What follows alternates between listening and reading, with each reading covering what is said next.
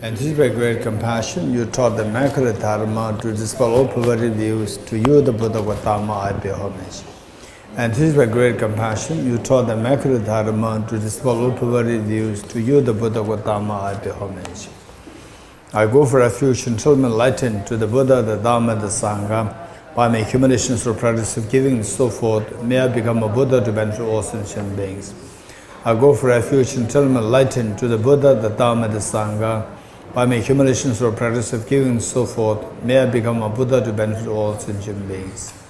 I go for refuge until I'm enlightened to the Buddha, the Dharma, the Sangha. By my accumulations or practice of giving and so forth, may I become a Buddha to benefit all sentient beings.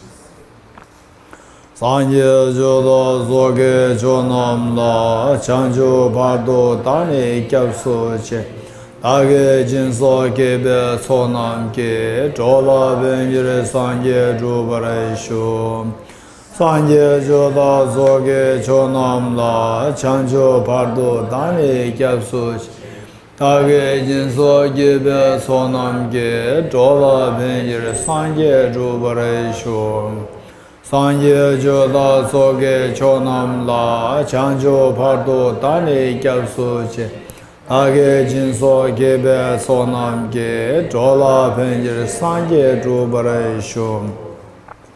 In dependent origination, there is no ceasing, no arising, no annihilation, no permanence, no coming, no going, no separateness and no sameness. I persuade to the concept of Buddha, the supreme of all teachers, the one who taught this peace, which is afraid of elaborations. I prostrate to the mothers of the hearers, the bodhisattvas and the Buddhas, which through the knowledge of all lead hearers seeking pacification to complete peace, which through the knowledge of paths causes those self-memories to achieve the aims of the world, and put the possession of which helps subduers expound the varieties of teachings. The one who is transformed into the reliable guide, motivated by altruism to benefit sentient beings. The teacher, Sugata and protector, to you are my prostrations. The one who has eliminated the web of conceptualization and is endowed with the divine bodies of the vast and the profound, who turn and shine for the forever noble light rays, to you the Buddha I make prostrations. Inspired by wisdom and compassion, today in the Buddha's presence, I generate the mind of full awakening for the benefit of all sentient beings. Om ye dharma hetu prabhavam hetum tesham dathagato hyavatat tesham chayo nirodha evam vati mahashramanaye svaha. Om ye dharma hetu prabhavam hetum tesham dathagato hyavatat tesham chayo nirodha evam vati mahashramanaye svaha. Om ye dharma hetu prabhavam hetum tesham dathagato hyavatat tesham chayo nirodha evam vati mahashramanaye svaha. Om ye dharma hetu prabhava sham dathagato hyavatat tesham chayo nirodha evam vati mahashramanaye svaha. The meaning of the mantra: all phenomena arise from causes. The causes are taught by the Tathagata, the sufficient causes as well as taught by the great seer. Profound, peaceful, elaboration-free, clear light and non-composite. Such nectar that Dharma I have discovered, finding no one who can fathom this teaching in silence or return to the woods. Beyond our trends, thought and expression is the professional wisdom, which is unborn, unceased and has the nature of space.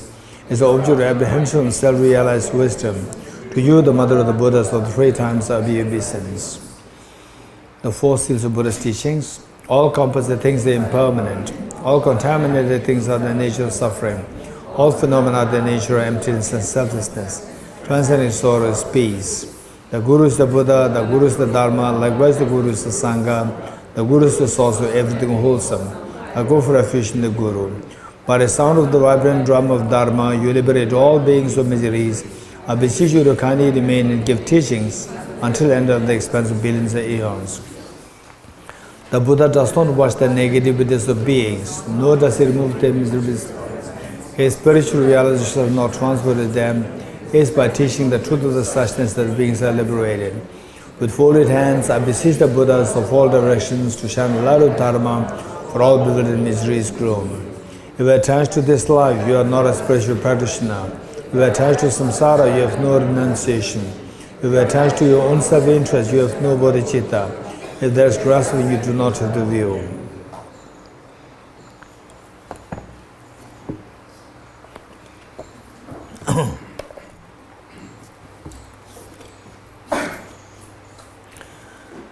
Okay.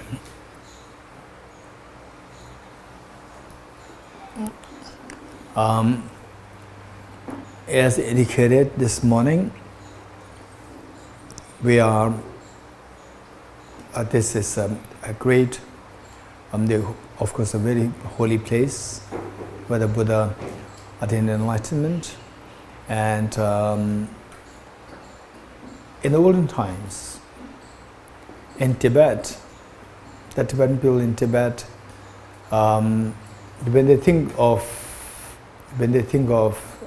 India, really like the Bodh Gaya or like Varanasi, for them this is seen as the real land of the Buddhas, and for them it's so precious. And believe it or not, if you say that I went to Bodh Gaya, then the people will actually seek blessings from you. This is how the Tibetan people in those days accord such respect and the reverence to this place, and we are indeed very fortunate. But then finally it entirely depends on the way and the manner in which we discussed yesterday, that how much you learn from somebody, and entirely depends on how much receptive you are. And this entirely depends on, say, how much you appreciate the qualities of the Buddhas. And even to appreciate the qualities of Buddhas, we have to know what are the qualities. And instead of exaggerating the qualities, just see that there are something which even an ordinary person, through one's practice, through one's effort, you can also actualize those qualities. So this is something that we need to keep in mind. With this, how we begin this retreat is that first just reflect on the difficulties that you have been through in your life. And all of us, we have been through difficulties. Okay. Seems like the youngest one is Dalai here. How old are you? 14. Anybody who's below 14? Okay. So this Dalai is the youngest, and otherwise, we are all like 20 plus. Is there anybody who is below 20? Besides this Dalai? No. So we are all 20 plus, 30 plus, 40 plus. And we have all our life experience. I don't know if Tenzin Dalai had his own, life challenges, but life challenges are waiting for us. Younger ones, more the life challenges waiting for you. And so with this, just think of the life challenges. And rather than just coming here for a respite, why not we make the most of our being here? For example, like Chanchubla and the Nicola, two of them have been here for several times. And is there anybody else who came here for more than like 2 times. Anyone else? Okay, there. But that's it, right? Okay, so let's not just take this as a holiday or like a short respite, right? And let's try to make the more meaning out of this. But when you say more meaning, let's not exaggerate. And let's be very realistic, and then just reflect on some of the difficult times in life. Then the question is whether or not the problems, the difficulties can be brought to an end altogether, total cessation of these problems. So for Charles Darwin, this is impossible to solve all the problems is impossible, because for Charles Darwin, the basic instincts, attachment, anger, jealousy, fear, these are the instincts which we inherit from the evolution, human evolution, and this is something that we cannot get rid of. And he argues that it is through these that we survive, a survival of the fittest, or to continue with the species. So this was what he believed. And whereas for Buddha, and yes, one interesting thing about the Charles Darwin, when I read what Charles Darwin said, what I studied, and then when I see the world, how the world is operating, particularly the people, we see that what Charles Darwin said is, in a way, like very prophetic. That what he said is very true, to a great extent. That the people, for example, according to Charles Darwin, say the children are important, parents are not important. Because children will, parents, they did the job, children are created, now children, their job is to continue with the species. And once children are created, then the parents are obsolete. And from the look at this, yes, the parents love the children so much, and the children, they don't love the parents as much. Right? So what Charles Darwin said seems to be so prophetic here. And the children take for granted the parents' love. And the parents, they love so much.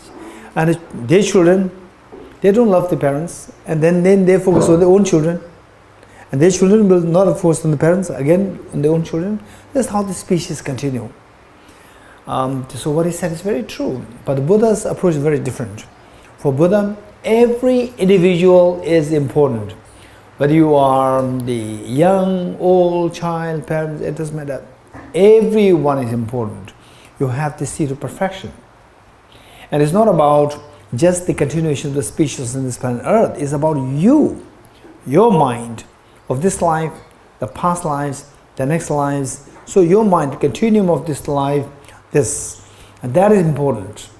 And then meanwhile, if you know how to take care of yourself as a being, as somebody who aspires for happiness and who wants to get rid of suffering. So you are very important. You, whatever age you are at, you are very important. Even if we are leaving this world today is very important. You are very important. Your every minute counts, is very important for you. And this is the Buddha's approach. And if you know how to take care of yourself, the world is taken care of automatically. For example, just imagine if this world is filled with people like the Buddha Shakyamuni, so compassionate, so loving, no doubt the whole world will be in harmony and peace. Okay, so each one of us, he argues that each one of us, we have this capacity to acquire the ultimate happiness, to become totally fearless. And from the life lessons, from the life experiences that we have, so much of fear, complications, so forth, think of these and okay, whether or not these can be brought to an end completely. So 2 questions will come to you. Number 1 is, what do you seek? What do you seek of coming here? So not necessarily coming here. Anything that you do, what's the purpose? What do you think is the reason? Why are you doing that? Okay. So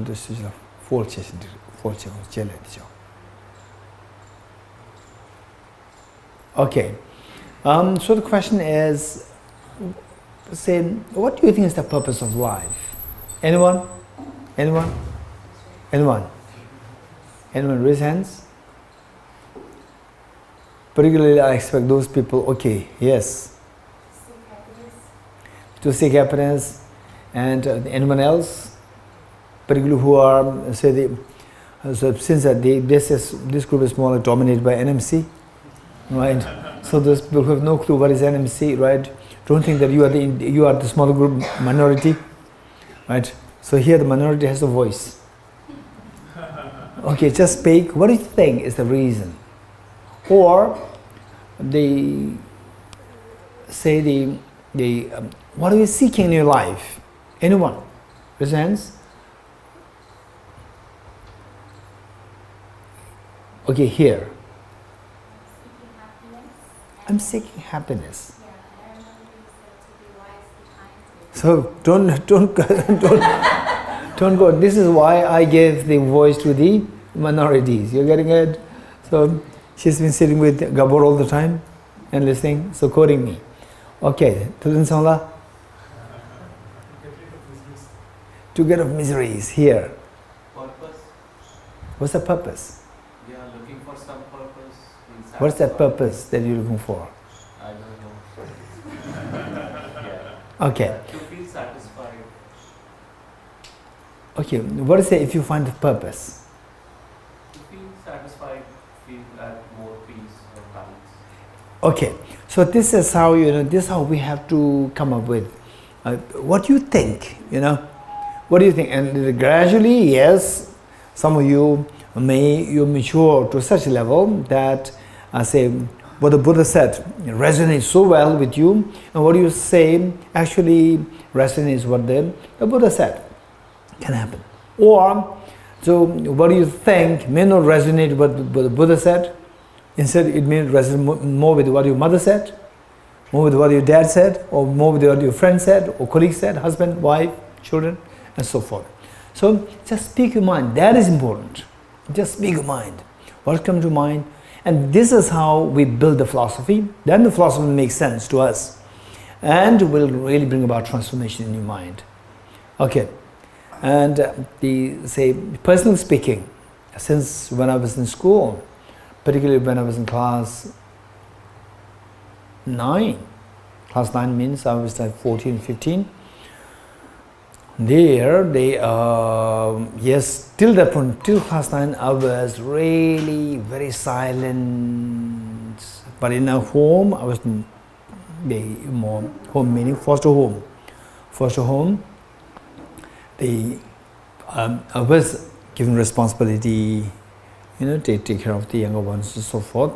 But overall speaking, in the other parts of the school curriculums, I was more like quiet, silent. Then in class 9, I became more active because of the inspiration given by, encouragement given by one of my teachers, Venerable Geshe Dorji Damdul. So through this, then I became, started to ask questions. So deep inside, I had many questions.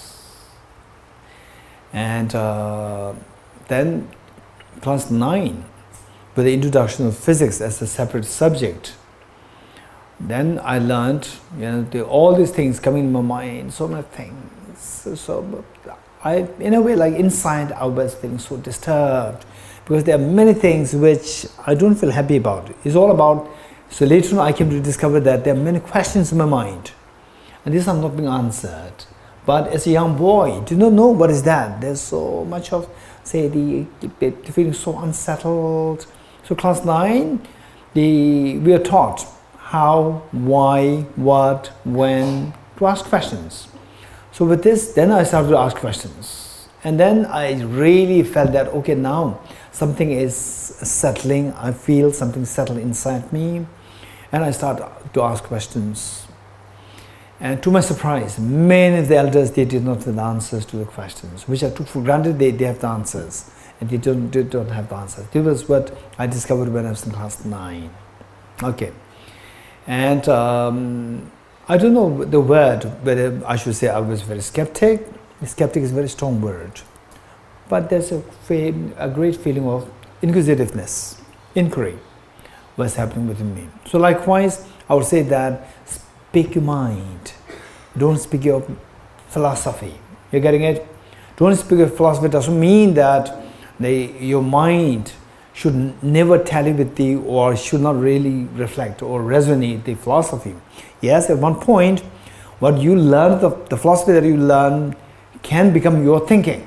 It can become your natural thinking. That's very precious. Till that point, whatever comes to mind, you speak that up, give the answer to what comes to mind. Then the philosophy will make sense to you. Then you will see whether the philosophy that you're learning and what you're thinking, these two tally or not tally. You can see that. And when you see that these two don't tally, don't just reject. When they don't tally, again ask the same question. This is what I think, but the philosophy says they like this, this. So what makes the philosophy say like this? So this is how we've learned. By the way, what's your name, gentlemen?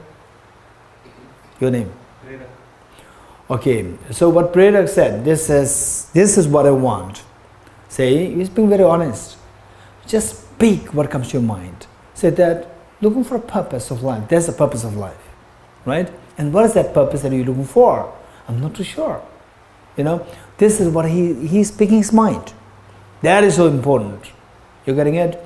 So even if you learned exotic things, right? Don't speak these things until unless you feel very confident that this is very true. Then you speak their philosophy, and then somebody may come to reject it. Somebody may come to argue. Be open. Be open. Don't feel offended that okay, this is what I believe. Somebody rejects me. Don't feel offended. Finally, whether you accept philosophy or not philosophy is all about your happiness. So what are you seeking? Is that okay, I want to learn philosophy. And some say, no, philosophy is just what? Philosophy, this is just conceptual ideas created by some people, right? We should be very empirical. We should be more realistic. And some people say, what is realistic? Look at this, all this realistic thing. What is happening in your brain? All these tensions, this all, people being so materialistic. So, some people think that by going to materialism, you get happiness. Some people, they think that by going to philosophy, you get happiness. Some people, they think materialism is not, and there's something else more than this gives me happiness. So the point is that whatever you believe in, you should ask the second question. This was actually what the question which was asked by one girl to His Holiness at the end of the public address His Holiness gave in Delhi University, I think 2008.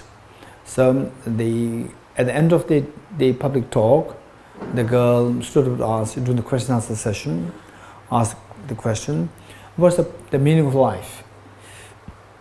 Then His Holiness, without any second thought, said that we live on hope, and we hope for happiness. Therefore, the meaning of life is a genuine happiness. Genuine happiness is the meaning of life. Okay, so this is extremely powerful message from His Holiness, and with this, just see whether what His Holiness said resonates with what you think. Okay, they said, I like traveling. I feel so bored to be always in one place, right? Some of you may think like this. I like traveling, and I just like to experience the different things happening around.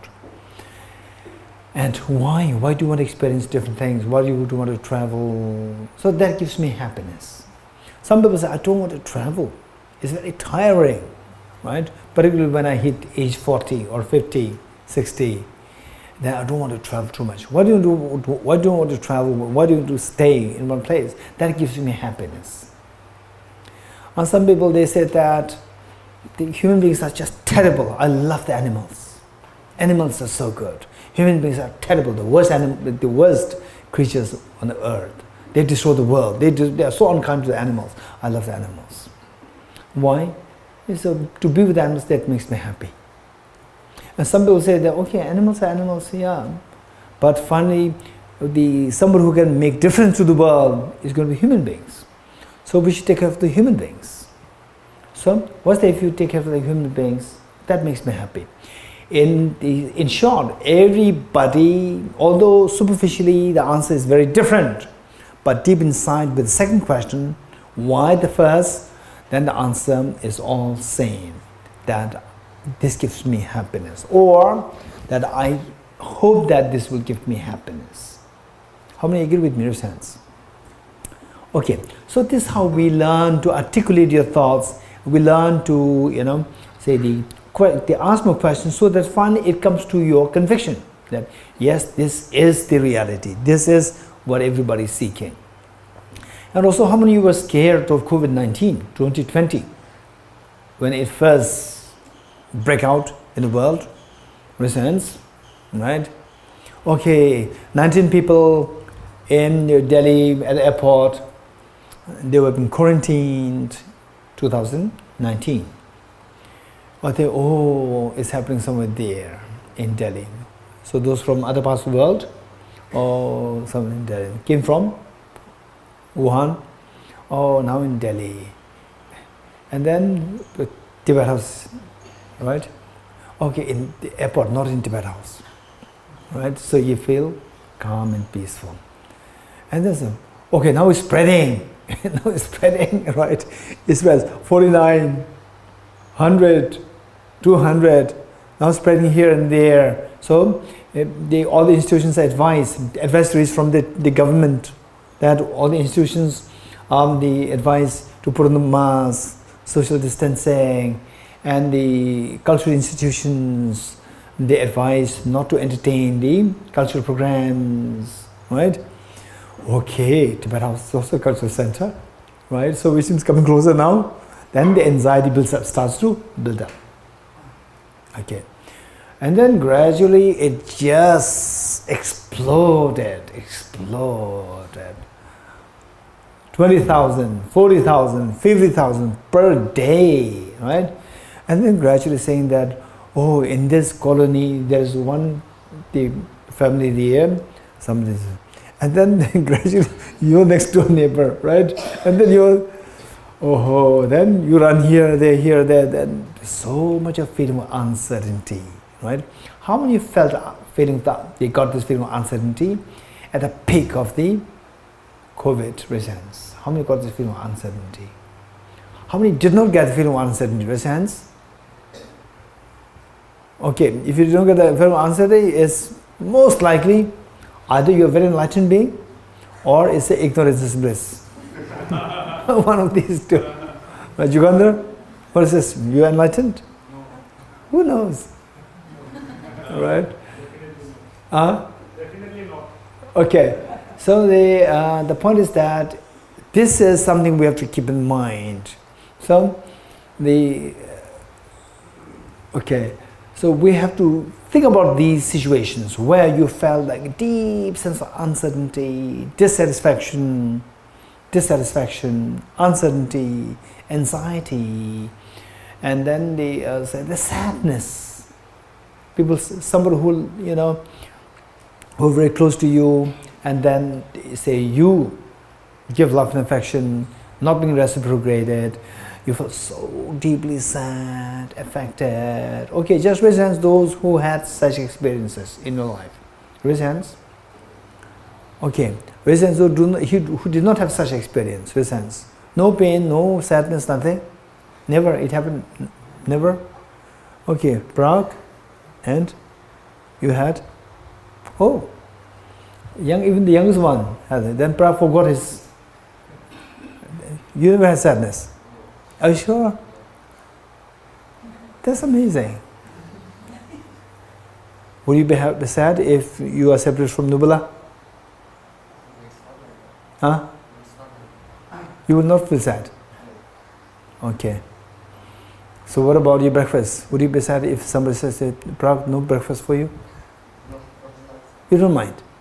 Okay, so let's see. Tomorrow.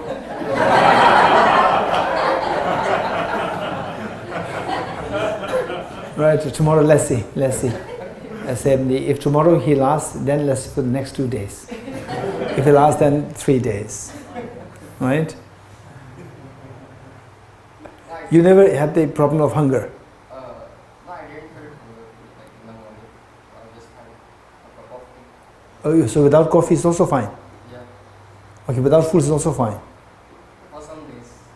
Huh? So more than some days is a problem? Not So- regularly, but sometimes. At least sometimes you had problem. Huh? Right? Okay. So let's see. With Prague, right? Okay. Let's be kind. Otherwise, he may later on he may say that I have the experience of pain. Yes, right. When I'm in Bodh Gaya, with the root institute, he will say that. Okay. Okay, we have to remember these points. Then the question is particularly those acutely painful experiences. Just raise your hands. Raise your hands who have such experience. Acute painful experience. Be it physical, be it mental. You're getting it? Or the question is that when will these pains disappear altogether? This question. You're getting it? These pains, as your name? Prerak. As Prerak said, the dissatisfaction, right? Dissatisfaction, which means that I want this to happen, it did not happen. I want this to happen, but it did not happen. This is known as the dissatisfaction. And then they say, I want this to happen, it did not happen. I don't have the freedom that it should happen or it should not happen. I do not have the freedom. So dissatisfaction, say lack of freedom. These are the same. In other words, we are all seeking freedom. Say, I don't want these miseries, but I don't have the choice not to have the miseries. You're getting it? So I don't have the freedom not to have the miseries. Okay. So on the say the miseries that we talk about is related to the lack of freedom. Lack of freedom. And we are all seeking freedom. Seeking freedom. Freedom from on different levels. On different levels. This is how we have to start from the ground reality. That we all are seeking the freedom. And if possible, what degree of freedom you want? 10%? 20%? Huh? Full freedom. 100% freedom. Okay. How many of you had this issue when you were, when you with your younger brother, younger sister, particularly younger brother, where the remote control of the television is in his hand. Who want to keep the remote control? In your hand or give it to the younger brother's hand? Raise hands. Who likes to have it? In your hand. Why? Yes, to gain control, to have the freedom to choose which channel. You're getting it? How many of you like to have the remote control in your hand? Raise hands. Right? And if there's no choice other than to stay right next to the television for 2 hours, this is what you have to do. Right? And there are extremely meaningful channels there and very boring, what is that? Channels also there, very boring like cartoon. Right? A small boy, he's so fond of cartoon and you want to watch something more meaningful and the boy is always pressing the cartoon and the remote control. You want to give the remote to yourself or give it to the boy? Huh? Huh? The mother will say give it to the boy, it's fine. Right? Okay, so the rest of the people you will want to have and particularly if it is your brother, then you will like to have it yourself. Okay, so these are all the reflections of what we are seeking. Right? We seek freedom. We seek freedom. And the lack of freedom is misery. Let's not forget it. Lack of freedom is misery. So, for example, COVID-19, the feeling of uncertainty. This for uncertainty is acutely painful. It's very scary, very corrosive. And you don't want this, but you don't have the freedom not to have it. Again, it's a lack of freedom. So with this, we begin by saying that we have dissatisfactions, we have lack of freedom, we have miseries. We have to acknowledge that. But it is not that, oh, the Buddha said everything is misery. This is not true. Some people are, they're so naive. And some people who actually, who are some prominent speakers, publicly they say that Buddha said everything is misery, everything is dukkha. This is totally a wrong message. It's not true. Because the Buddha said all contaminated things are suffering nature. Then the fourth one says transcending sorrow is absolute peace.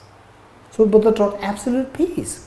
Why the Buddha taught that there's suffering is that you can stop the suffering. You can stop the suffering. While Charles Darwin said that no, you cannot stop these sufferings. But the Buddha said, yes, you can stop the suffering. Okay, let us be very honest. How many of you think that you can stop all the sufferings completely? That you can make your suffering zero? No matter what external the world is going through, but your miseries can be brought to an end altogether. How many of you think that such a thing is not really possible? Raise hands. Be very honest. Such thing is not possible. Yes, okay. You should be very honest, right? So then the part where you say that no, it's not possible. When you say this, but don't be, when somebody says that it's possible, don't say no, it's not possible, this is just a fairy tale. Don't outrightly reject like this. So when somebody comes with a new idea which is contradictory to your belief, don't reject it easily, don't accept it easily also. Right? Keep them with you and subject this to analysis. If possible, try to ask what makes you think very positive. What makes you think very positive that the suffering can be brought to an end? What makes you think? You have to ask these questions. And if the other person has answer, wonderful, that's amazing. If the other person doesn't have the answer, yes, the person must be following somebody else, just quoting somebody else, or just intuitively giving the answer but without any rational reasoning. It doesn't matter. So you try to see if there's any reason why that the suffering can be brought to an end, and that how many you have, at least in your life, you have experienced some happiness and joys. Reasons? Some happiness and joys. Okay. Just raise your hand who never experienced what joy is, what happiness is. Raise hands? Okay, no one. So this happiness, were you happy with the happiness or you're not happy with the happiness? Raise hands. Were you happy or not happy? We're happy. Okay, let us ask those the young girls there. You're happy, not happy? With happiness. Happy, right? You're happy. Okay, let's say that this happiness, but the happiness comes and again it disappears, right? Like enjoying cheesecake. You enjoy it and again it disappears, right? Okay. Particularly when you are very small, that's a problem. As you grow older, with the experience, yes, this is nature. You enjoy it and it finishes, it's gone. It's impermanent. So this is nature. But as a young child, I don't know whether it's the same thing with all, but when I was little, age 5, 6, 7, so what good things that I have, I just wanted to make it lasting forever. And it never happened. Okay, so now question to you is, one question that will be asked is, what degree of suffering you want to get rid of? 10%, 20%, 30%. Answer we said is that if possible, 100%. If possible. Why if possible? Whether or not it is possible is this question, right? So we come with the question, whether or not our miseries can be made zero. This question. Likewise, we have to experience happiness and we crave for happiness. This is a reality. What degree of happiness do you seek? Anyone? 10%? 20%?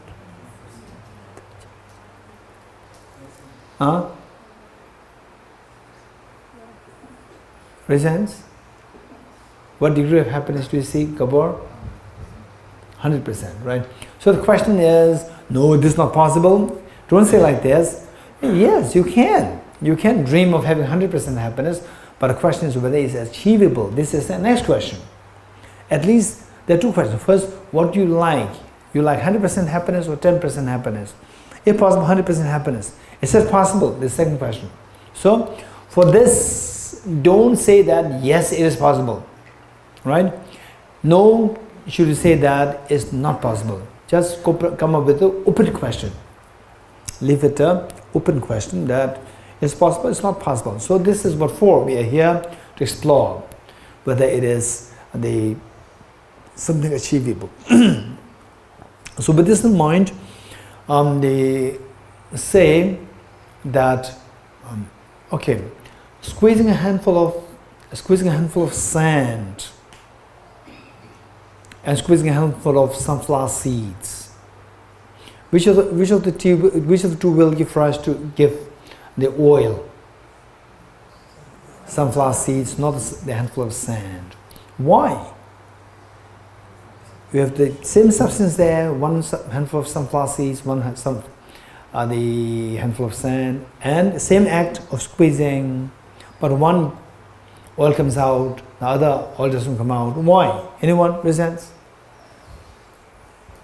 Okay, so I don't see the NMC and DC people. Right, I don't see them. My eyes are okay. I'm looking for other people. Raise hands. Huh? Okay, here. Louder. Huh? Say it again. The fan and your sound is too low, and the fan is very loud.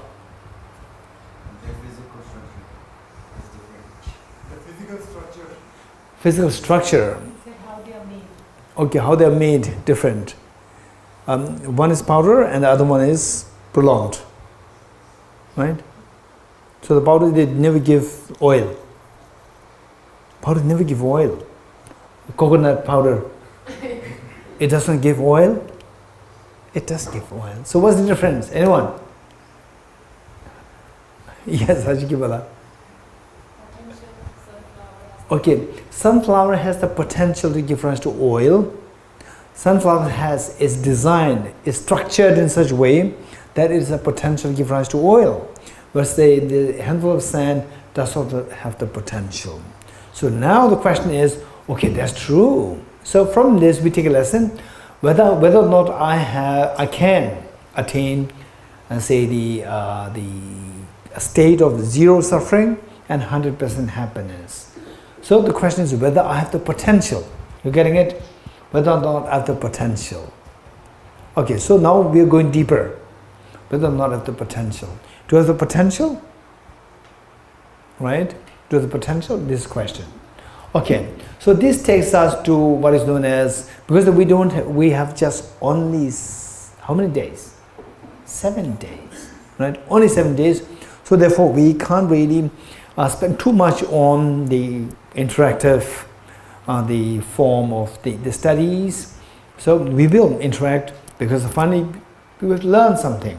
To learn, your mind should be active and it has to be activated through interaction. Okay. So this, whether or not we have this potential for the total fearlessness, or with potential for zero miseries and potential for maximum happiness. Oh, by the way, I'm just wondering, who is that person who seeks maximum happiness and total fearlessness? The boys or the girls? Okay, the girls cannot speak for the boys cannot speak for the girls. But the boys, are you the ones who seek maximum happiness and total fearlessness? Huh? Not sure. Yes. What about the girls? Yes. Girls, you can speak for the girls. Yes? Yes. Yes. And what about the Asians or non-Asians? Huh? You're not sure? Both. Educated, uneducated. Both. And some say that everybody is equal, but we are more equal. Someone say that, right? Okay, something. So these questions, whether you're a believer or not, are you the one, who's that? The believers and non-believers who seek maximum happiness and zero suffering? Both. So from this we see that these are the universal aspirations. These are the universal aspirations which everybody seeks, whether believer or not. We are all same in this category. We are all same. We are all same. So, and then the next question is whether we can achieve these two. So Buddha said, yes, we can achieve. And so next question is, how? You're getting it? We need to learn these questions. We need to learn how to ask these questions.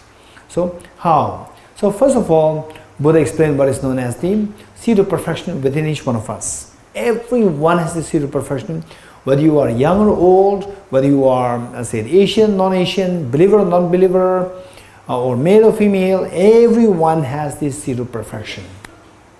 So from that point of view, this made the Buddha extremely courageous to speak against any prejudices. This made the Buddha extremely courageous to speak against, to stand against any prejudice or any discrimination on the basis of gender, on the basis of caste, on the basis of any reasons. The Buddha just stand against all these discriminations. So, and we may think that, okay, yes, of course he's a Buddha, so everybody will respect him what he said. And in those days, no. In those days, no. It was not like this. Buddha was actually challenged by his opponents, particularly for, say, bringing about the concepts which were totally non-existent in those days, which were, to some extent, people may see these concepts as very blasphemous in nature, totally against the existing religions. Buddha was totally against the racial discrimination, gender discrimination, caste discrimination, so forth.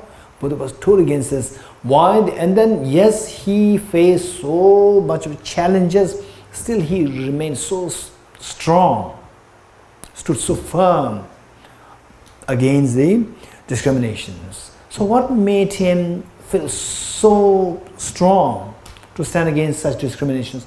Because that he saw this known as the seed of perfection in everyone. Male, female, no difference. Low caste, high caste, no difference. Everyone has the seed of perfection. Everyone. There's no difference. So this made him extremely courageous to stand up against such discriminations. Okay.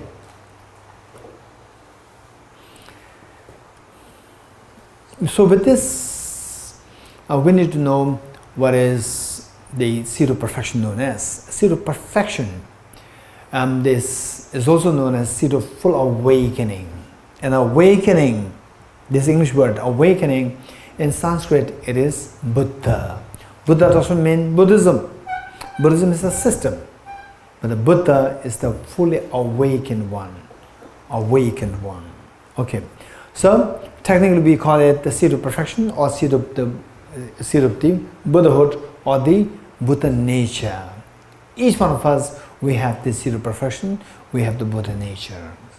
Okay, this beautiful seed inside us, which can potentially, if you are skillful, which can potentially germinate into the total fearlessness and infinite happiness. Okay, so what is that seed like? How do we know that we have this seed? And if you really want to know in more detail, in this book, so this book is very precious, as I indicated earlier. Is there anybody who can check in the table of contents, the Dharma Dhatu Stava, in praise of Dharma Dhatu?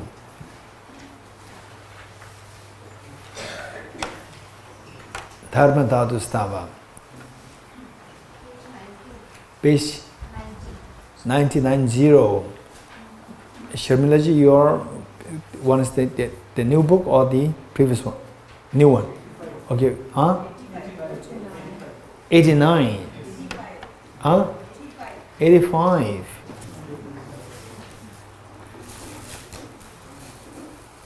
Okay, so new one has it. Okay, even the new one has several versions. Is it? Page 90. What I have is on page 90. In praise of Dharma Dadu. Everyone? Page 90. Okay. As some of you might have the earlier versions. The page number is different. So, if you want to know about this Buddha Nibbana profession within you, Buddha nature, this is extremely brilliant text by Aranyagārjuna in Praise of Dharma Dadu. And this is, as I said earlier, this is a compilation of very important materials, and you will not find it anywhere. You're getting it? So make sure that you keep your copy with you, and this is very precious. Okay, so I'm going to explain to you in very the brief what is this Buddha nature like. Try to get, and then during group discussions, make sure that these things are being discussed. At least what we discuss, you make note of these things and try to revise what we discussed in class. And after this, then you can come up with your questions. For example, like the Buddha nature, how do we know that each one of us, we have to see the perfection? How do you know that? Not rational speaking. Okay, first let me give you these examples. And examples are very important for us. This will give, the easy access to understand what it is like. So let's say that it's a very hot day and you have been working for like a few hours without any water. You feel thirsty, and then somebody comes with them water from a very dirty river. Right? You want to drink it? You say no. Okay, why not? Because it's dirty.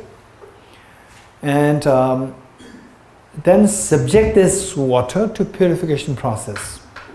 Subject the water to purification process, like reverse osmosis, ultrafiltration, and so forth. So these are the processes by which the water is purified. And all the bottled water that we get from the shops is all they all been through this process. Purification process. So with this, now the water becomes very clean. Water becomes very clean. Okay, you want to drink it? Yes. Yes. Okay. So now tell me, where did this clean water come from? From where did it come? From Mount Kailash? From Mount Everest? Or from the same dirty water? From where did it come? This is my question. Anyone? Anyone? Raise hands. Okay. So I can see that now this is fully dominated by the NMC. Because NMC people, they will not raise their hand, right? Because I'm not seeing you. Okay, the others, they are minority, right? Okay, not from NMC, raise hands. Not from NMC.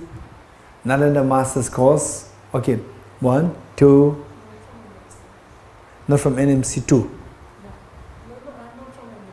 Okay, 1, 2, 3, 4, 5, 6, 7, 8, 9, 10. Okay, 11. So the particular those not from NMC, tell me, what do you think? What do you think is the reason? So this water, this clean water, come from where? This is my question. Okay, Dongala. From the mountain. That's interesting. Okay, not from this dirty water. This clean water came from where? From the dirty or not? From the dirty water or not? From the dirty river or not? Yes, right? From the dirty river. But the dirty river is dirty. It's not clean. What you have is clean water now. It came from where? Dirty river. Okay, so how many agree with Dongala? Raise hands. Oh, you got. My next question. So this one, don't forget this. There's going to be a follow-up question to you. The other part is that, let's say that there's a brass statue, or a statue made of brass or copper, and you see some golden statue there. Oh, I also want my statue to be golden. And then you try to remove the brass. So when with the dirty water you remove the dirt, then the water becomes very clean. You remove the brass and it will become gold. Will it become gold? Remove the brass. Why not? Anyone? Why not? Okay. Anyone now? Not only animals. Yes, what they? It doesn't have any gold particles there. So the brass statue, the intrinsic nature of the brass statue is brass. You getting it? So my question to you, the follow-up question is, this dirty water, when you subject this water to purification process, how come that the instead of the dirty water disappearing, the water became very clean? With the brass statue, instead of the brass statue becoming gold, the statue disappeared. Right? What's the difference? Raise hands. One hand, more hands. Yes, because the nature of the water, the true nature of the water is very pure. And the true nature of the brass is not gold. How many agree with his answer, his hands? Okay. So, from this, what we do is that with the water, we remove the dirt. You are not removing the true nature of the water. You are removing the adventitious nature of the water. You remove the adventitious nature. The dirt, these are not the real nature of the water. You remove the dirt, then the true nature comes out. Remove the dirt, the true nature of water is very clean. The true nature comes out. It's not being sullied by the dirt anymore. And the true nature, whatever comes out, that is true nature. And the purity comes out, therefore the purity is seen as the true nature of the water. But with the brass, the gold is not the true nature. You remove the brass, then the statue disappears, which means that the brass intrinsic nature, the true nature, is the brass, is not the gold. So when you remove the brass, you are removing the true nature of the brass. When you remove the true nature of the brass disappears, or the statue disappears. Whereas with the water, the dirt, you remove the dirt, you are removing the adventitious nature, you are not removing the true nature of the water. So you remove the adventitious nature, what happens? You are separating the true nature of the water and the adventitious nature of the water. You are separating the two. Once separated, then the true nature is so pure, so therefore the purity comes out. And luckily, our mind is not like the brass statue, our mind is like the dirty water. However dirty the mind is, you remove the dirt and the purity comes out. That purity is the fearlessness and infinite happiness. So this dirty water, where is it? This clean water, where is it? When it was dirty, where was it? It was in the form of a dormant state. It was a form of a dormant state when it was dirty. The true nature of the water, the purity of the water is in a form of a dormant state when it was dirty. Dormant means it did not manifest. It was yet to manifest. It was in a dormant state. And then say when separated, when these two are segregated, the adventitious nature of the water and the true nature, when these two are separated, then the true nature becomes manifest. From the dormant state, it became manifest. Okay, so our mind, luckily it is like the very dirty water. However defiled our mind is, the true nature of mind is never dirty. It's extremely pure. So we don't see this. We don't see the purity in our mind. It's all because that is like the clean water defiled by the dirt, defiled by the mud. You remove the mud, the purity manifests, purity comes out. Okay, how many of you agree with this, that the water, however dirty the water is, remove the dirt, remove the mud, and the purity comes out? Okay, so our mind resonates with the example of the dirty water, however defiled our mind is. through some purification process, we can remove the dirt, and then the mind becomes very pure. Mind becomes very pure, not being perturbed by the fears, perturbed by the unhappiness, not perturbed by the unhappiness and the fears, which means it's fearless and is infinitely happy state. Okay, so this is your true nature. And some of you may ask, how do we know that? How do we know that our mind does not resonate more with the example of the brass statue? How does it resonate more with the dirty water? How? How do you know that? Example is perfect, but how do you see that the mind tallies more with the example of water, where the true nature of water is so pure, so the true nature of mind is so pure? How do we know that? This is the next level of the question. Okay, so how many of you this question came up when I said that the mind tallies with the example of the dirty water? Raise hands. Parag, and your name? Sanjukta. Okay, Gabo, you are from NTC 1, NTC 2? NTC 2. We studied already, right? Yes, but it came up. Still came up? Okay, you are very serious. You already studied before. Still it came up. Okay, good. So, these questions come up, we have to address these things, right? We have to, this is a very important point. One time, the very renowned author was to give a talk on his book. And the IGNCA, Indira Gandhi National Center for the Arts in Delhi, invited me to be the chairperson for his talk. And he is a renowned author.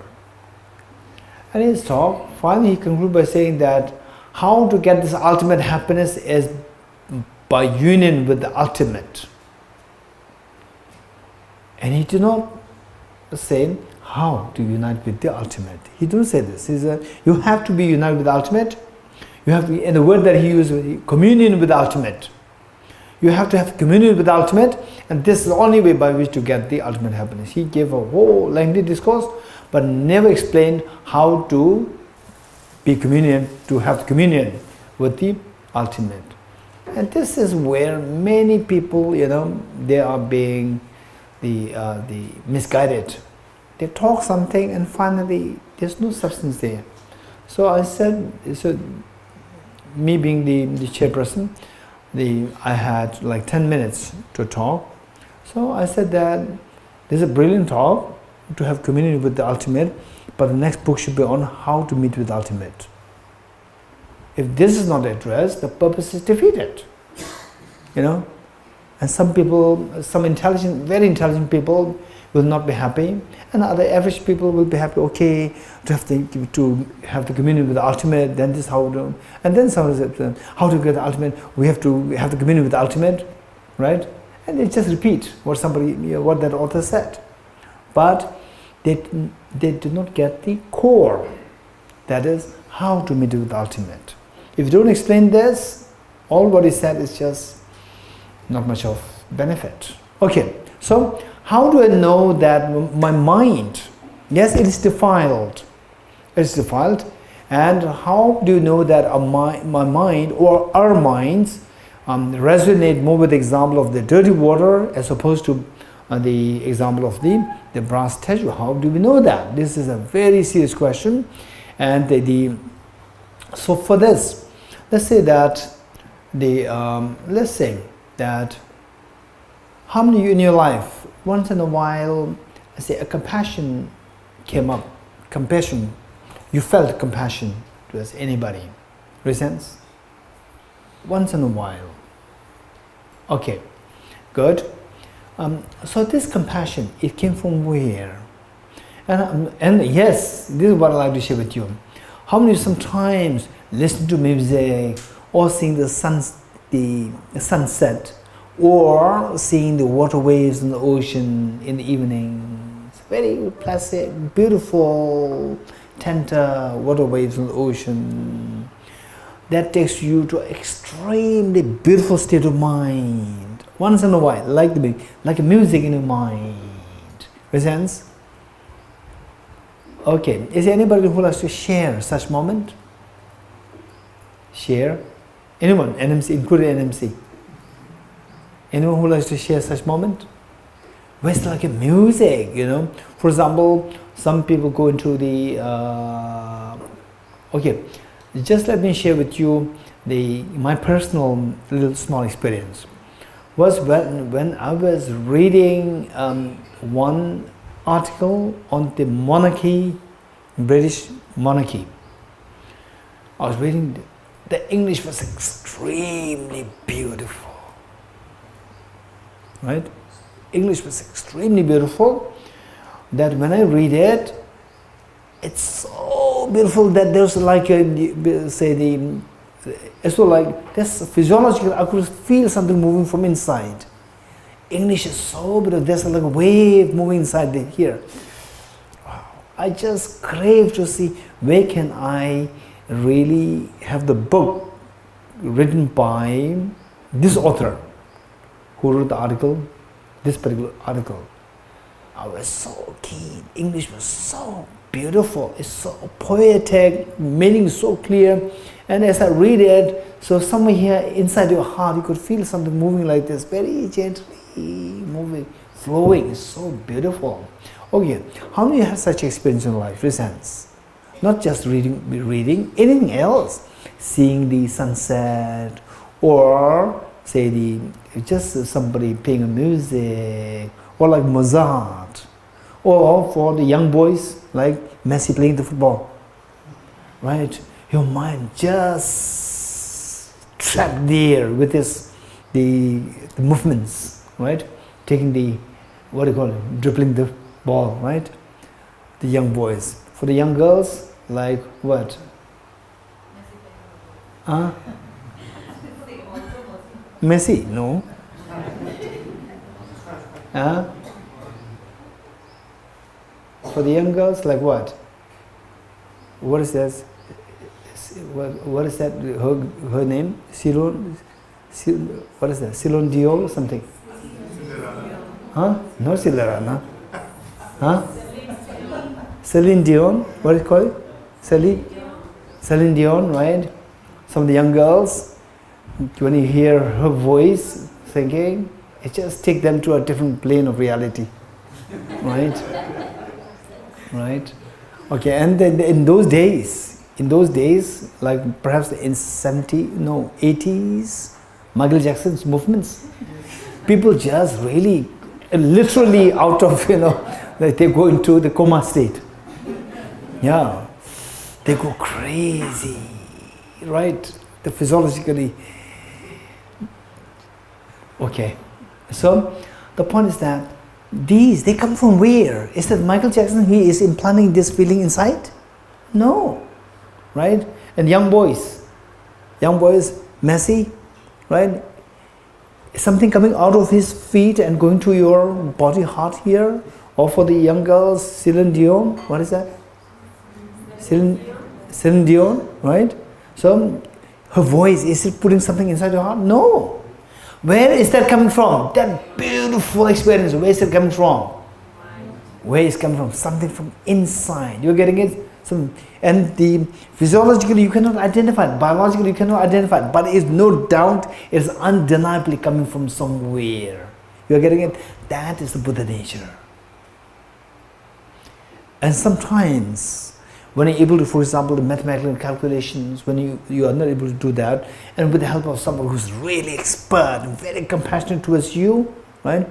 And then you somehow are able to, get an answer. You're able to get an answer. Instantly, there's a euphoric experience coming back, right? Sometimes, where is that experience coming from? That is the seed of the wisdom, seed of the professional wisdom. Right? The moment something's unfolded, the cognitive something's unfolded, you feel that I have that potential. I have that potential. That is coming from somewhere. That is your Buddha nature. You're getting it? So what How many agree with what I'm saying? Yes, yes, it does happen. It did happen to me, results. Yes. So this is, we never ask the question, where is that come from? We never ask this. Right? If you ask this, then in most cases, it may take you to a very, something very hazy. Let's say, yes, it came. I experienced it. But where, from where did it come? Right? You most likely will not answer. Actually, that is what is known as the unseen Buddha nature, which is non-visible Buddha nature. It exists within us, but not visible for us. So therefore, when you ask the question, where is it coming from? There's no answer, because the source is not what we have been exploring till now. This is so precious. From this, say, some experiences, they are so, they give such awe that you have goosebumps on the body. Then you have your chills. Your body will have like cold waves flowing through your body. These wonderful experiences are there, extreme, amazing experiences. They're coming from where? Not from outside. Outside is the external trigger. Outside is the trigger. For example, let's say that let's say that I have a remote control for this fan, and press the remote control. Remote control per se is not the fan. Remote control is not a fan. Remote control is a trigger to make this fan operate. Operation is not happening in the remote control. Operation of the fan is happening there with the fan. So external factors, they are like, for example, as someone who's extremely loving, profoundly loving. This is the word, profoundly loving, not just loving. Profoundly loving. When you meet with such people, you just feel like crying. You just feel like crying. Extremely, you just surrender. This word, surrender. That, you know, the barrier dissolves. It's a beautiful moment. Where is that beautiful moment coming from? Again, this question. How many had such experience? Say, particularly that experience where you could feel this pure love, affection, right? And recently, where was it? I think, yeah, it was in Tushita last time. There was a young boy who said that, yes, I had that pure, you know, the beautiful feeling. And then, and I said that that's also impermanent. And he said, yes, that's true. And I said, would you like to share? He said that when he first hugged his girlfriend. So, I said that this is not what I'm talking about. Right? This is not what I'm talking about. He was so fantasizing with that hug. Yeah. I said that this is not what I'm talking about. This is where there's a business transaction going on. Business transaction going on between the two, where there's no business transaction. With the mother and the love, mother and the child, there's no business transaction going on. Well, they could be, in some cases we never know, right? Somebody had a lot of expectation from the child. You have to do this, you have to do that. No, finally, that child, you should be happy. This is the genuine love. So, when you feel that, very profoundly, when you feel that, then they say, so in fact, we all, if not 100%, 90% of us, we felt it when we were age 4, 5, 6, 7. We come from school. Elder children, they bully you, they bullied you, right? And then you feel competition there, fights among the schoolmates. And then you feel so low, sad. Come home, you just see your mother, you just feel like crying. Okay, this happened to you at this once in a life sense. Okay, if you had that experience, these are so precious moments. Let's not forget these. These are so precious moments. And these feelings come from where? The mother is the trigger. Mother's love is the trigger. And it's actually coming from inside. You're getting it? It's coming from inside. What is that inside known as? That is known as seed of perfection, the Buddha nature. It is there. So the beautiful example was given by Arinigarjuna in this book. In this book meaning, in praise of Dharmadhatu, where he gave the metaphor of a light covered by a pitcher. Say, in the night, you want to read a book, and then I said, okay, go to room A, and there's a light there. You go there, it's totally dark, and you come back, saying that there's no light there. There's a light there. I've been there. There's no light. Yes, there's a light there. Did you see a picture there? Answer is yes, I saw a picture. In it, there's a light there. How do you know that? Okay. So Arinigarjuna gave a beautiful metaphor. He said that you just punch a hole to this picture from any direction. Punch a hole. What happens? From the hole, the light beam from inside will come out. Come out. And if you're still not confident that, okay, it can be accidental, but how do you know that there's light there which pervades everywhere in the room? Break the picture. Break the picture, and then you see that the light inside is there. It spreads all across the room. Okay. So this is a beautiful example given, and once in a while we see that this light comes out. Say you have the moment of awe to say, yes, I know this. Yes, I've learned this now. And beautiful moments there where all the moments of affection, where the barriers dissolve. You feel the oneness with your mother, with your brother, sister, whatever. So these are coming from inside. This is known as the seed of perfection, which remains hidden. And like the oil and the sunflower seed, you don't see oil there, but you squeeze it and the oil comes out. Likewise, we don't see this beautiful moment inside. When you meet with the trigger, then the beautiful moments, they come out. So there should be the seed there. Without this seed potential inside, it will not come out. For example, even if there's someone who's so loving, for example, like His Holiness the Dalai is there, and the robot is here, and the robot will not feel that. Feel this beautiful moment. The robot will not feel it. So we can feel it, which means that we have that potential inside. Okay. So with this, the next question would be, okay, to some extent, it's the agreeable. I at least agree that yes, there are more beautiful moments that I experience. They're all coming from inside. External things are just the triggers, not the real moments. These moments are coming from inside. Yes, these things are there. Okay. The next is, then if what is inside manifests fully, right, then there will be just amazing experience. Okay. So if it is there, why it is not visible? Why it's not visible? If the gold is there, why the gold is not visible? Because of the mud. Because of the mud. If these beautiful moments are inside me, so why they are not visible? They are because they are obscured by the mental defilements. You're getting it? So now this takes us to the next point. The mental defilements are there. So what kind of mental defilements are there?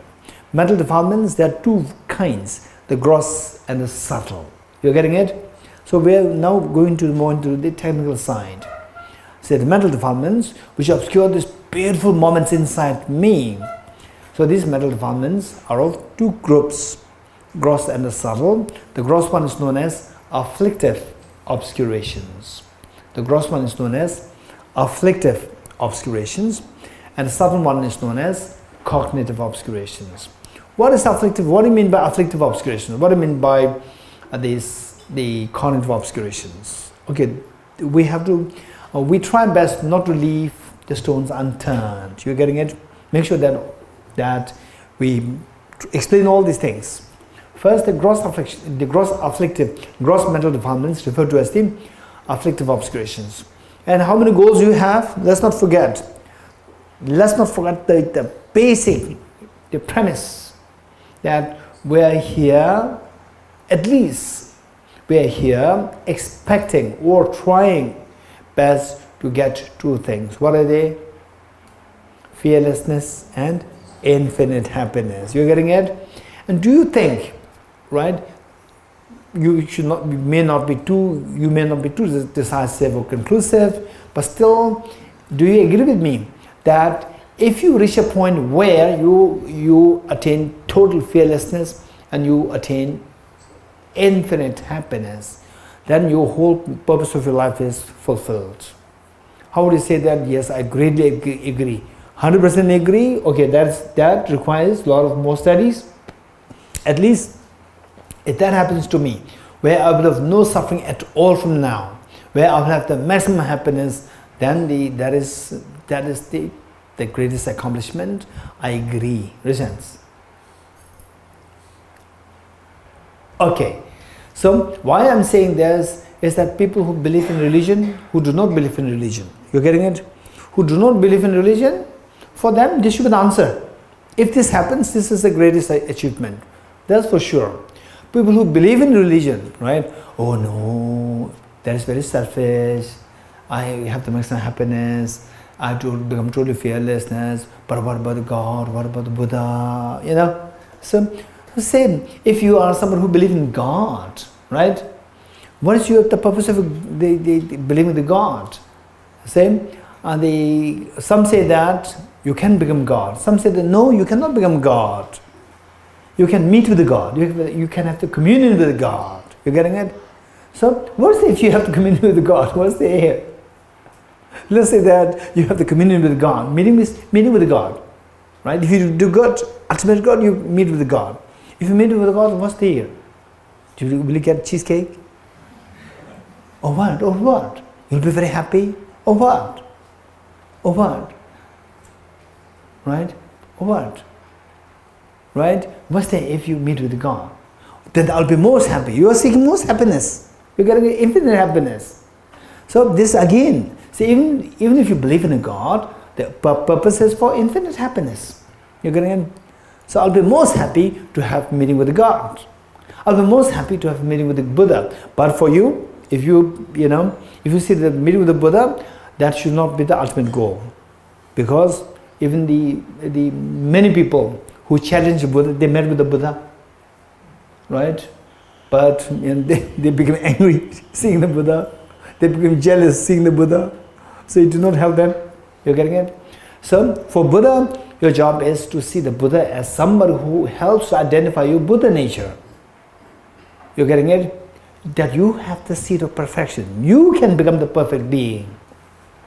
Okay, so with this, we explore that, okay, yes, these two things are, I see two things. One, fearlessness, and the other one is infinite happiness. Let's not forget this. What I seek is that total fearlessness and infinite. Fearlessness meaning no miseries, miserylessness, and the infinite happiness. These are two goals that I'm seeking. If I get these two goals, and then for your people, and some people, you may think that, okay, this is very selfish. That is fearlessness for me, infinite happiness for me.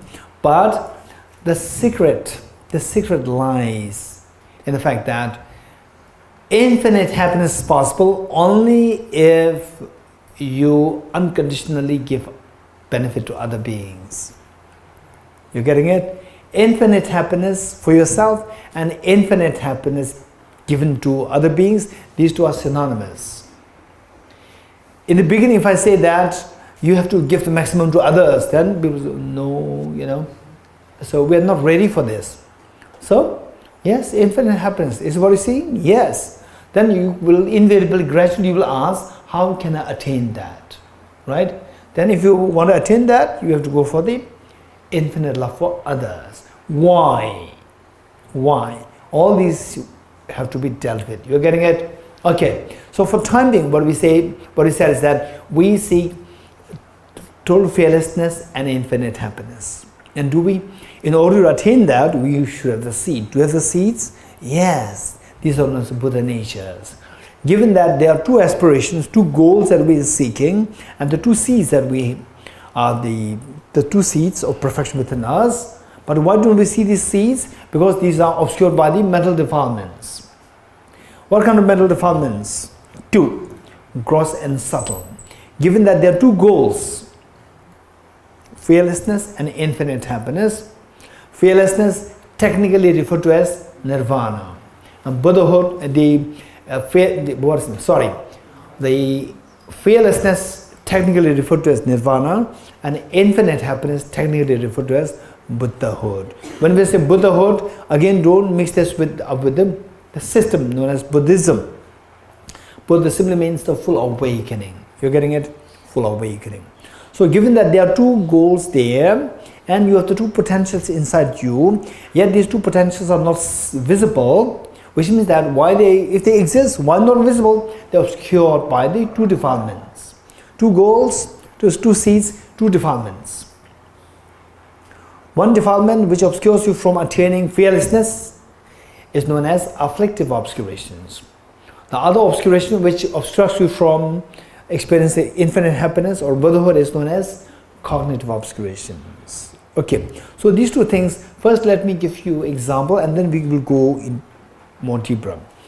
The example is that, let's say that somebody smashed a garlic in my glass. You smash garlic in my glass, and let's say that I don't eat garlic. And then, oh, who smashed garlic in the glass? I don't eat garlic at all. And you will say that, I'm very sorry I did it, then I'll clean that up. So you remove all the solid garlic, the gross solid garlic, you remove it and wash it under the water very clean. And, okay, is there any garlic there? No garlic. No garlic. Smell it? It still smells garlic. You're getting it? So likewise, mental defilement, one which is very gross like these solid garlic-like mental defilements, that is known as afflictive obscurations. And that's the smell of the garlic-like mental defilements. That is known as cognitive obscurations. Okay. In this retreat, somebody should remind me what exactly is cognitive obscurations, because that I cannot discuss the cognitive obscurations here now because it is going to be a little technical, right? Okay, is there any new hand who likes to remind me? New hands? New hands? No new hands. Okay, Pepperson is there and Ode is there. Okay, two hands are there. Oh, you raise hands because this is a very technical the point. Is the I'm not responsible. Okay, two hands up. Everybody look at two of them, so that you identify them. Okay, one is Ode there and Pepperson there. Okay. Good. The question is, what exactly is cognitive obscuration? Or what exactly is cognitive obscuration? And to simplify this, how the cognitive obscuration stops you from attaining omniscience. How the cognitive obscuration stops you from attaining infinite happiness or omniscience. How the cognitive obscuration stops you from attaining infinite happiness and the state of omniscience. Okay, so this is the very serious matter. Now the next point is, okay, what are the afflictive obscurations? You're getting it? What are the afflictive obscurations? Want to identify, can I see my afflictive obscurations? I don't see the Buddha nature inside me, but I can infer the Buddha nature. So why is not visible? Because it's obscured by mental defilements. If the mental defilements obscure this, mental defilements must be visible, right? Mental defilement must be visible. For example, let's say that, okay,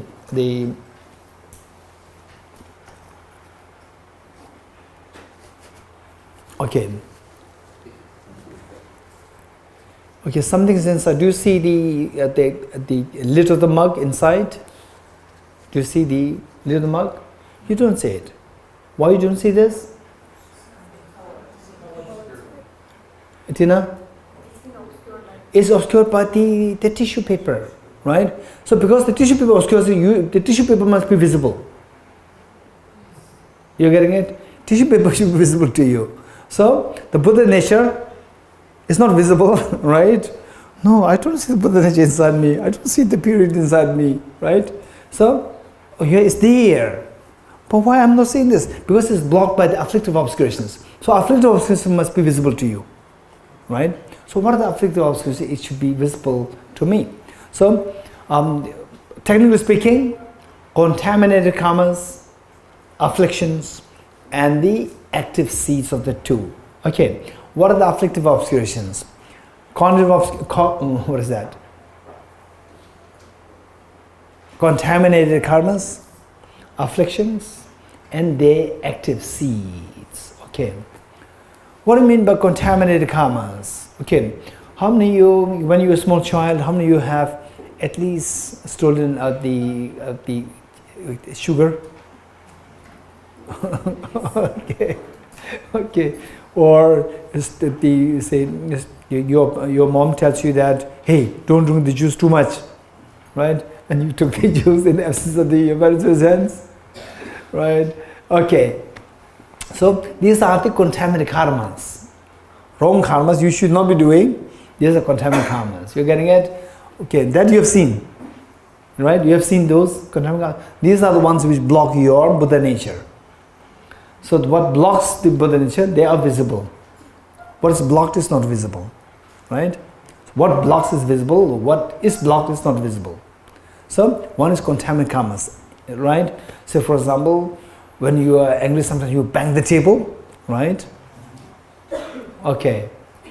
Oh, I think about maybe 1 month ago or 2 months ago, I saw somebody sent me a video clip of a boy who smashed everything in the house when the mother snatched her mobile. Destroyed everything out of anger. Look. So all these actions which are undesirable, which are harmful to you and others, these are known as the contaminated karmas. Contaminated karmas. Okay, I don't want to complicate you more with another part. The contaminated karmas can be virtuous as well as non-virtuous. I'm not going to go into this part yet. For the time being, I just like to focus on the contaminated karmas in the direction of the non-virtuous one, unwholesome contaminated karmas. And of course, the virtuous contaminated karmas is also there.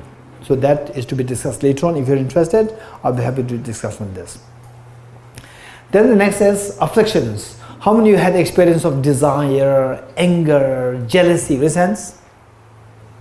So these were visible, right? Were they visible, or somebody has to tell you that, okay, now anger is coming in you, or is visible in you, raise hands? Okay, so because the afflictive obscurations, they obscure the Buddha nature, they are visible to you. They are visible to you, right? Okay. And then the active seeds. What does it mean by active seeds of contaminated karmas and afflictions? Active seeds. Let me explain to you very quickly here. Active seeds. Say that there are two drums. There are two drums. One makes a beautiful sound, and the other one is a hopeless sound. Okay. And how do you know that which is which? You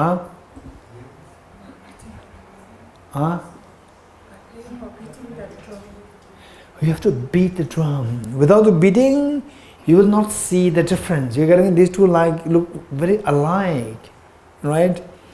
With Albert Einstein, and let's say young handsome boy. If two of them together, and if you don't know who Einstein was, right? And you may feel more happy to see the young boy, right? Young boy, thinking that, so one of these two are physicists. One is hopeless. One is physicist. One with the hair flying in the air, right? Maybe the hopeless one, the young, smart boy, he must be the physicist, right? So this is just your superficial judgment. You getting it? Only when you ask questions, then you will see who is a physicist, right? Okay. So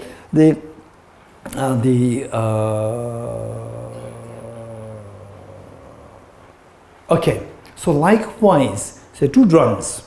One makes a beautiful sound, and the other a hopeless sound. Just by looking at it, you'll not